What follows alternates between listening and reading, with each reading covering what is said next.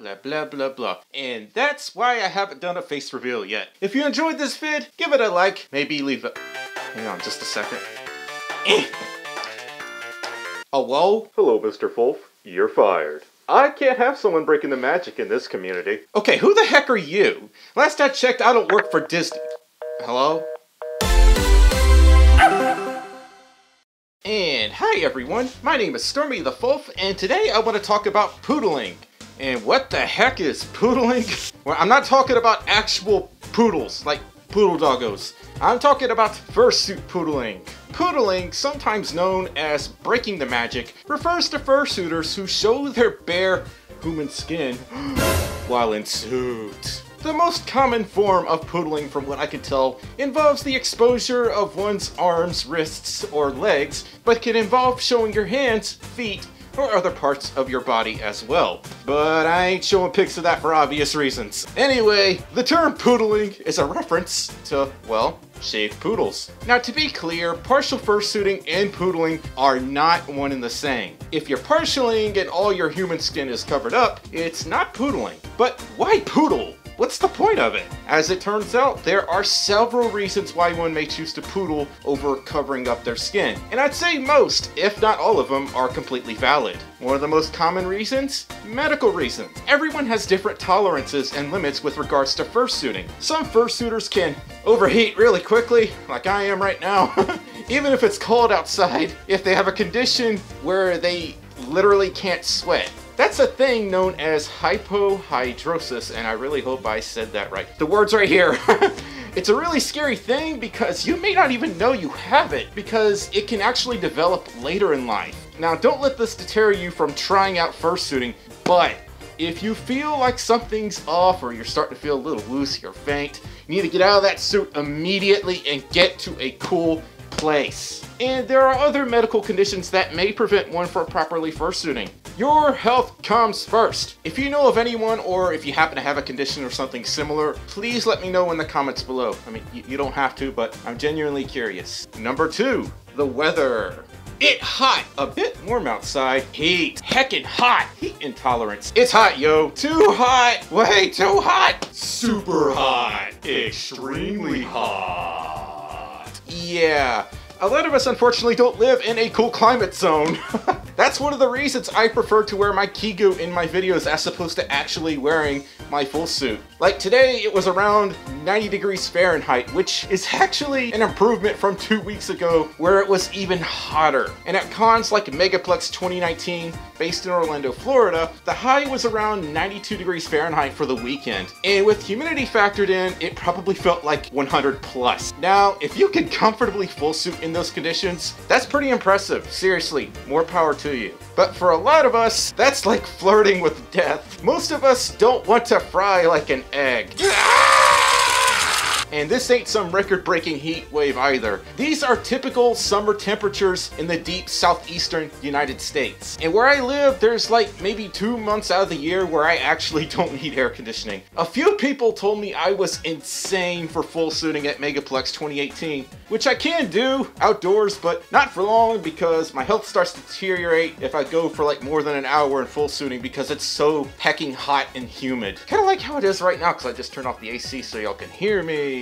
And yeah, the buildings had air conditioning, but a lot of people were, ironically, chilling outside too. You also have to consider that sometimes people aren't lucky enough to get a main convention hotel room. Like at Anthrocon 2017, which was my second furry convention, I had to walk several blocks to the con center in the middle of the Pittsburgh summer heat. That wasn't fun. They did have a bus, but said bus also had no air conditioning, and I had to wait a few hours for it to even arrive. This was before I knew about Uber, so yeah, learning experience. I tried my best not to break the magic walking to and from our hotel, but after a while, I said screw it, this head's coming off. I did not want to faint. I've also attended cons where the AC wasn't properly working, and despite that, I still wore my suit and refused to break the magic, which didn't exactly end well because I'm really stubborn.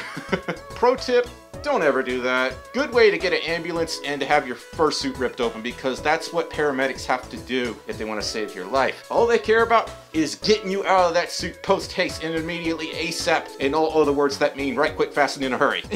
I made a whole video on how you could stay cool in fursuit, which you could check out up above. And number 3, cost reasons. Fursuits are pretty expensive last I checked. A brand new custom tailored fursuit can easily exceed $1,200. And with fur prices skyrocketing, I think partialing and poodling is going to become even more common. This is especially prominent with younger fursuiters, where it can be extremely cost prohibitive to even get a fursuit made in the first place, since your body is still growing. That fursuit ain't gonna grow with you. Another thing to consider is fursuiting simply isn't for everyone. But what if you're just genuinely curious about what fursuiting feels like? Let's say someone goes on a gamble and decides to get a fursuit made, or they just pick up a pre-made or a used suit that may only contain the head and possibly the hand paws, and that's it. Would you rather spend $500 on a minimal partial or $1,500 plus on a full suit on something you're not even sure you'll like? Me personally, I wouldn't choose either, and I would just simply choose to borrow a friend's fursuit head. But not everyone has that option. Not everyone knows a local fur or has a local furry friend, so what are they to do? You get my point.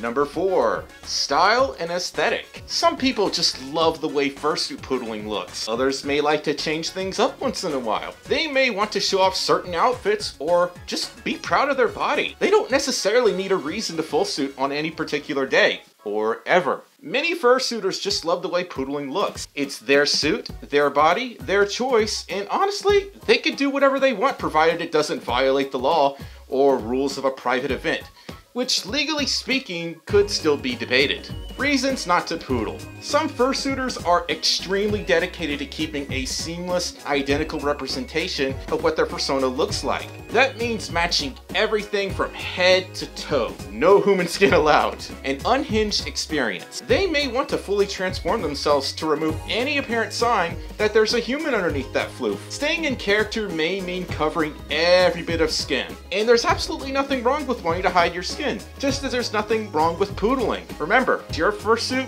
your rules, and it's totally okay. Additionally, if you only have, say, like a mini partial, but you still want to hide your skin, try to find like matching long-sleeved clothing, or heck, maybe just a kigu. That's what I do when I don't want a full suit, kind of like what I'm doing right now. And my first kigu didn't even match with my fursuit, but I still wore it anyway. My preferences on poodling. Lots of you probably know I break the magic like every other video. I don't have finger slits in my paws, and because they're puffy, I can't exactly open packages, hold food or drinks, or even open drinks for that matter, because like, read mail, I can't read, or use my computer with them. Hi everyone, my name is... Short of getting new paws I could slip my fingers through, there's not really a way around this. But I do want to get new paws with finger slits though. That'd be nice. I also tend to poodle if it is stupid hot outside. If I'm at a convention, I try my best to stay in full suit, but if I cannot take the heat, I go back to the kigu, or if I'm just around friends, I'll literally wear casual clothes, my paws, and just the head. Because my health, safety, and comfort matters. Just like yours. Now, there are a few fursuiters out there who feel as though those who poodle treat their fursuits as fashion accessories, or rather, don't stay true to their character. What if their character actually loves to poodle? What if their persona has like this alternate form where they're literally shaved like a poodle? Or what if, just what if, get this, it's their persona and their right to display it however they choose? You don't have to like poodling. You don't have to like particular fursuiters. But don't tell others how to wear their suit. We don't need that kind of negativity. Most of us are here to express ourselves, our characters, our personas, the way we want to, and to just have a great time. If you want to see everyone completely stay in character with no skin attached, like zero poodling whatsoever, go to Disney World. Like, when I first got my suit, it wasn't 100% perfect. I loved it, but the sleeves were just slightly too short, so yeah. We were just a few days from our very first convention, so I just tried to make the best of it till then. I was also completely new to fursuiting at the time, and unfortunately I didn't have any Under Armour heat gear yet, so you can like kind of see my wrists here and there. Despite this, everyone was super nice to me, and I even got some photos. And from what I could tell, most fursuiters and furries don't have issues with those who poodle. Now, of course, there are going to be a few people who take issue and have to point out, oh my god, they're poodling. Let me tell them they're poodling and it's so wrong. And to me, it is so wrong to bother someone's convention experience and be like, hey, don't poodle here. Unless you own the convention or whatever, you can't tell other people what to do. Unless it's like your private event or meet or group or whatever. Even then, it's still all debatable, legally speaking. But yeah. Also, someone should totally take a picture of a fursuit poodler standing alongside an actual poodle. Someone needs to make that happen. The fandom is growing, and as time passes, things start to change. Our community is bigger than it's ever been with the advent of the internet. More people want to get involved in the community. That also means more fursuiters. Should we really insult and discourage those who poodle? Let us express ourselves. People fursuit for their own reasons, to fulfill their fantasy, not yours. Now remember, this is totally my opinion, but I would really like to hear your opinion as well. What do y'all think? Anyway, I hope y'all enjoyed this video, or at least found it a little helpful. If you liked it, you know what to do. Give it a thumbs up, let me know what y'all thought in the comments, subscribe, and share it all over the furry social media thingies. I turned the AC off for like 10 minutes and I'm burning up and melting. So yeah, I will see you all next time. Bye bye!